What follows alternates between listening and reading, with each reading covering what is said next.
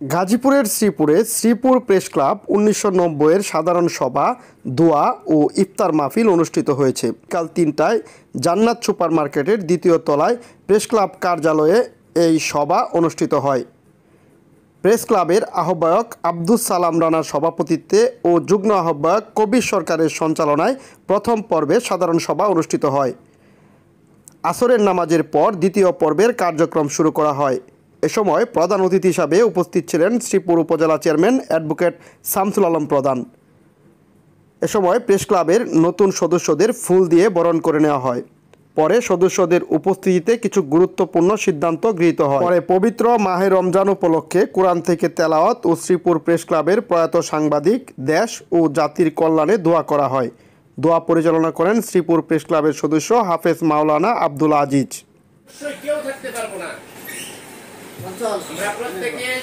মৃত্যুবরণ করতে হবে। মৃত্যু দেশ থেকে যে বরকতগুলি ছুটে গিয়েছে এগুলির জন্য আল্লাহ পাক রব্বুল আলামিনের কাছে তওবা করি এবং এখন থেকে খাস করে আল্লাহ পাক রব্বুল আলামিনের কাছে তওবা করি, বলি যে আল্লাহ, বিগত দিনের রোজাগুলো আমি ঠিকমতো করতে পারি নাই, নামাজ ঠিকমতো পড়তে পারি নাই এবং রমজানের পবিত্রতা ঠিকমতো রক্ষা করতে পারি নাই।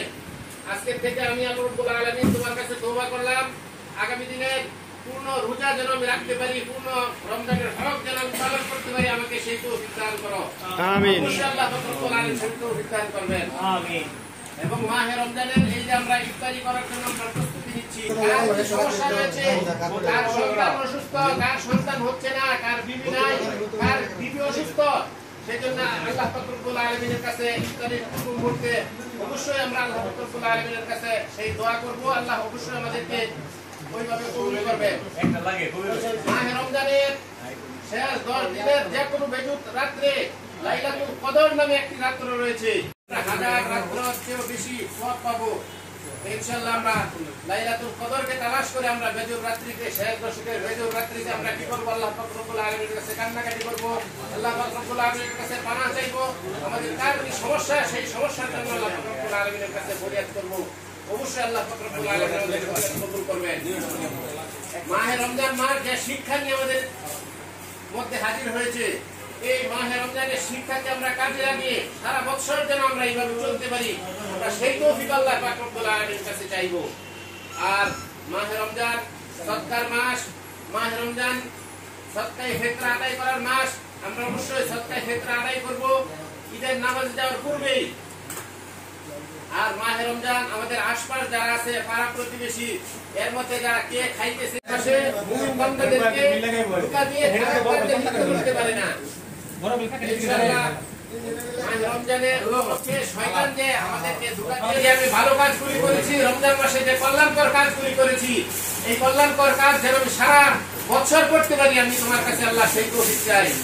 আর আমরা অবশ্যই আমাদের পিতা মাতা আহলে ওয়ালাদের মধ্যে যারা মৃত্যুবরণ করেছে তাদের জন্য অবশ্যই মাগফিরাত বেশি বেশি করে আল্লাহ পাক রব্বুল আলামিনের কাছে চাইবো।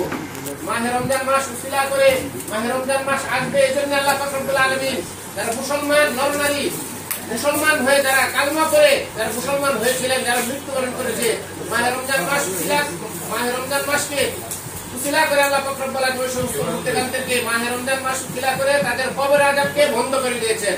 আমরা আল্লাহ পাক রব্বুল আলামিনের কাছে ওই সমস্ত আহলে ওয়ালাদের জন্য মাগফিরাত চাইবো যে আল্লাহ, তুমি মাহে রমজান মাস উসিলা করে যেরকম ভাবে কবরের আযাব তুমি আমাদের আত্মীয় স্বজনের জন্য বন্ধ করে দিয়েছিলে, রব্বুল আলামিন কিয়ামত পর্যন্ত আমাদের এই সমস্ত আহলে ওয়ালাদের কবরের আযাব তুমি বন্ধ করে দাও। আমরা ওইভাবে আল্লাহ পাক রব্বুল আলামিনের কাছে এই সমস্ত কল্যাণকর দোয়াগুলি করব। আর আমরা দোয়া করব, আমরা প্রেস ক্লাবের যে সাংবাদিক বৃন্দ রয়েছি, আমরা প্রত্যেকজন একত্রিত হয়ে আজকে যেরকম ভাবে ইফতারির ডাক শুনে সকলেই ছুটে আসছি, আমাদের প্রত্যেকের সুখে দুঃখে যেন এইভাবে ছুটে এসে আমরা কি করে দেশের কল্যাণে, সমাজের কল্যাণে যেন আমরা কাজ করতে পারি, আল্লাহ যেন আমাদের সেই তৌফিক দান করে। আমাদের সম্মুখে ইফতার আসছে, আমরা ইফতার করব। ইফতারের পূর্বে অবশ্যই মনে মনে আমার কি মাকসুদ, আমার কি কষ্ট রয়েছে, আমার কি সমস্যা রয়েছে, এটা আমি জানি, আল্লাহ জানে। আমরা সেই কষ্টের জন্য আল্লাহ পাক রব্বুল আলামিনের কাছে ইফতারের পূর্ব মুহূর্তে আমরা মনে মনে দোয়া করব। তাহলে অবশ্যই আল্লাহ পাক রব্বুল আলামিন, যেহেতু আল্লাহ ওয়াদা দিয়েছেন ইফতারের পূর্ব মুহূর্তে যারা এই 5 ওয়াক্ত নামাজ পড়বো এবং রমজানের শেষ দশক চলতেছে, শেষ দশকে আমরা আল্লাহ পাক রব্বুল আলামিনের কাছে মাগফিরাত চাই নিব। একদিন হুজুর পাক সাল্লাল্লাহু আলাইহি সাল্লাম খুতবা দেওয়ার জন্য সিঁড়িতে পা রাখলেন, জুমার নামাজের খুতবা দিবেন। এই মুহূর্তে হযরত জিবরাইল আলাইহিস সালাতু ওয়াস সালাম এসে আল্লাহ রাসূলের কানে কানে কি বলেছেন? আল্লাহ রাসূল বলেছেন আমিন। দ্বিতীয় সিঁড়িতে আল্লাহ রাসূল পা রেখেছেন, আল্লাহ রাসূল বলছেন আমিন। আবার আরেক সিঁড়িতে আল্লাহ রাসূল পা রেখেছেন, আল্লাহ রাসূল বলছেন আমিন। যখন নামাজ শেষ, আলোচনা শেষ, সাহাবায়ে কেরাম আল্লাহ রাসূলকে একটু বাধ্য করে নিয়ে আঁকড়ে ধরলেন যে আল্লাহ রাসূল ইতিপূর্বে আপনি তো এইরকম ভাবে সিঁড়িতে যখন উঠেন খুতবা দেওয়ার জন্য কোনদিন আমিন আমিন বলেন না, আজকে কি জন্য এইভাবে আমিন আমিন বললেন? আল্লাহ রাসূল বললেন যে জিবরাইল আলাইহিস সালাতু ওয়াস সালাম খুতবা দেওয়ার পূর্বে আমার কাছে আসছেন এবং আমার কাছে এসে তিনটা কথা বলছেন যে এই তিন কাজ পাওয়ার পরেও যারা তাদের গুনাহ মাফ করাইতে পারলো না সে ধ্বংস হয়ে যায়। এরকম ভাবে মাহে রমজান মাস আসছে, মাহে রমজান মাস আমাদের থেকে বিদায় নিতেছে। যদি আমরা মাহে রমজানকে কাজে লাগিয়ে আমাদের গুনাহ থেকে আল্লাহ পাক রব্বুল আলামিনের কাছে মাফ না নিতে পারি, আল্লাহ পাক রব্বুল আলামিনের কাছে ক্ষমা না নিতে পারি, জাহান্নাম থেকে মুক্তি না নিতে পারি, তাহলে আমরা ওই ধ্বংসপ্রাপ্তদের কাতারে চলে আসবো। অবশ্যই আমরা ধ্বংসপ্রাপ্ত থাকতে চাই না, অবশ্যই আমরা কি করতে চাই? জান্নাতে যেতে চাই, আমরা কল্যাণ চাই, আমরা মঙ্গল চাই। যদি আমরা মঙ্গল চাই, কল্যাণ চাই, অবশ্যই ভালো কাজ করতে হবে। ভালো কাজ করা ছাড়া কল্যাণ মঙ্গল অবশ্যই আসবে না। এই জন্য আমরা কি করবো?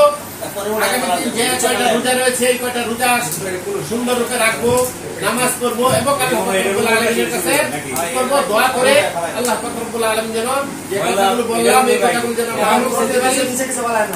রমজানের প্রতিটা হক যেন আমরা আদায় করতে পারি। রমজান মাস থাকতে থাকতে যেন আমরা আল্লাহ পাক রব্বুল আলামিনের কাছে মাগফিরাত পাইতে পারি।